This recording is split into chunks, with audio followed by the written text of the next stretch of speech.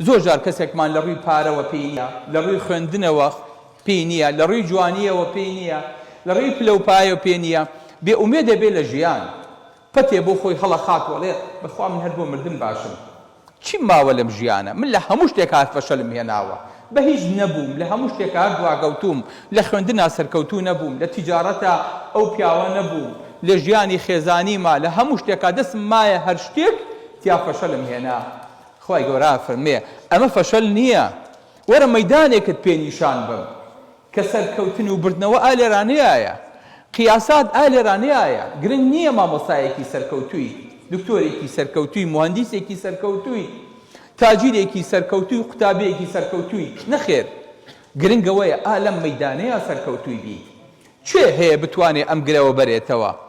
چێ ئەتوانێت ئەمە دەستخات؟ ئەمە براوەیە. چونکە ئەم گرەوانەی تر کە ئەبرێنەوە هەر هەمووی کاتیە، هەر هەمووی بۆ دنیایە، هەر هەمووی پاش ماوەیەکی تر کۆتایی پێدەیە. وەکو قوتابیەکێتە بەرچاوم کە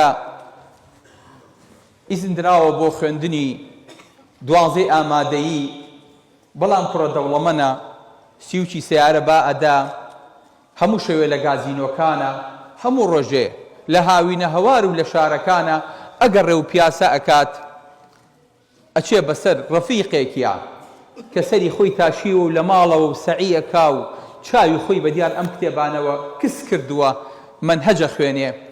ئەمیش کۆنتڕۆلی سیارە و مۆدیلی مۆبایلی بەسەرا با ئەیا و تەفری بەسەرا لێ ئەدا کە من چ پیاوێکم و من چیم هەیە تۆ چی و هەیە. بەڵام دواتر کە ئیمتحانەکان تەواوە بێ و هەردووکیان چاوەڕێی نەتیجە ئەکەن، ئا لێرانەیە قولی ڕەش و سپی دەرەکەوێ، ئا لێرانەیە دەرەکەوێ چێگرەوەکەی بردۆتە و چێژ دۆڕاوە. هەموو ئەوانەی کە پێش ئێمە ڕۆیشتون لە ژیانیا فەقیر و هەژاری تیا بووە، لەگەڵ دەوڵەمەن و خاوەن خەزێنەیە، پیاوی گەورە و پیاوی بچووکی تیا بووە، سەرکەوتو و ناسەرکەوتووی تیا بووە، خاوەن شادە و خاوەن ناشادەی تیا بووە، پیاوی بەناوبانگ و پیاوی نەناسراوی تیا بووە. ئێستا هەردووکیان چاوەڕێی ئیمتحان و نەتیجەی نهائیەکەن. ئێستا شەرتە بۆ ئەوانەی کە ئێمەیان تێپەڕان و ژیانیان بەجێهێشت، ئێستا هەر یەکە و چاوەڕێی زیندووبوونەوە و چاوەڕێی نامەی عەمالەکەی خۆیەتی.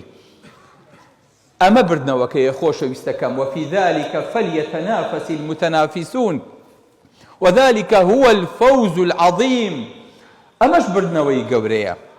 جا گرنگ نییە ئەوانەی کە پێش ئێمە ڕۆیشتن چی بوو، چیان کرد، چیان بەجێهێشت. گرنگ ئێستەیە کوردی شەڵێ ئەو نانە ئێستا لە خوانە. بۆچێ؟ بۆ ئەوانەی کە ئێرەیان بەجێهێشت، دوو ڕۆژی تر بۆ ئێمەیەکیش کە دنیا بەجێهێڵین. بۆیە گرنگە بەڕێزەکەم ئەم بابەتە زۆر بە قورسی بگرین، زۆر بە وردی متابعەیکەین. ئەمە سەرکەوتنی گەورەیە. ئا لێرانەیە ئەتوانین هەر یەکە و ئەسپی خۆی تاوبا